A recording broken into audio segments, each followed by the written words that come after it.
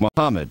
Later at the State Department, Mr. Obama welcomed Secretary of State Hillary Clinton. He talked of a new diplomatic era implying inaction in the past, but leaving his Middle East peace options open and largely unspoken. We can no longer afford drift, and we can no longer afford delay, nor can we cede ground to those who seek destruction. On the economy, Press Secretary Robert Gibbs announced Mr. Obama will begin every day with a top-level economic briefing. The White House released this photo of the first such encounter. The President asked that this be added each day to his schedule as the country is in the midst of an economic crisis and an economic emergency. Gibbs said top officials are developing, quote, future financial stability packages. Treasury Secretary-designate Tim Geithner told the Senate the administration may come back for a second bank bailout package.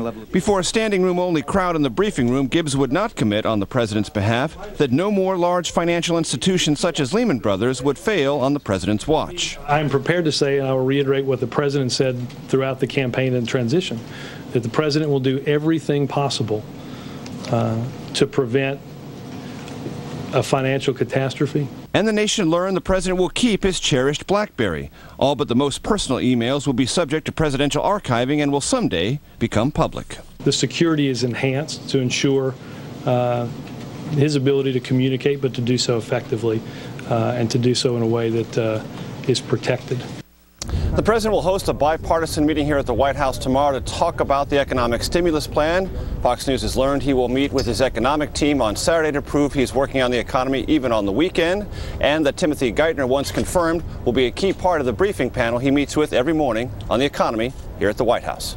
Brett? And Major, I understand he got a little tour of the briefing room? Yes, the president did. He came back and met all of us in the briefing room just a few moments ago. I was able, at least for a part of that, to provide some tour of the press room, and I found out this. The president has engaged in 2 workouts here at the White House, both cardio and weights, that his daughters Malia and Sasha are enjoying the residence but are a bit sleepy, and that he was very, very pleased with Robert Gibbs' press briefing today, his first. Said he got a fist bump afterwards, and he has a new BlackBerry, Brett, but he says he hasn't been able to use it yet. Time will tell on that one. All right, Major, thanks. So what exactly will the orders concerning Guantanamo Bay mean for the suspected terrorists being held there and for national security in general? National correspondent Catherine Herridge looks into that. By the authority vested in me by the Constitution. With the stroke of his pen, President Obama signed the death warrant for the Bush administration detention policies, ordering the closure of the military prison at Guantanamo Bay within a year, ordering that the Army Field Manual will govern future interrogations, and ordering a task force to make recommendations on the transfer of prisoners and future interrogation policy. The president's message? The United States intends to prosecute the ongoing struggle against violence and terrorism, and we are going to do so in a manner that is consistent with our values and our ideals. Under the executive orders, the 245 detainees will have their cases reviewed to determine whether they can be sent home, tried in American courts, courts-martial, or improved military commissions. So far, no nation has stepped up in a meaningful way to take the detainees.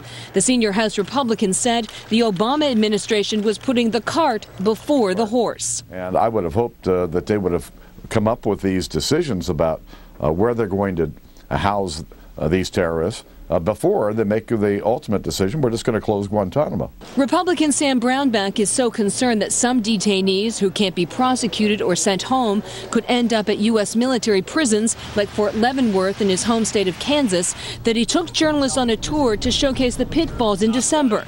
Brownback still believes this controversial option is on the table. I've received no assurances that they will not move them to Fort Leavenworth.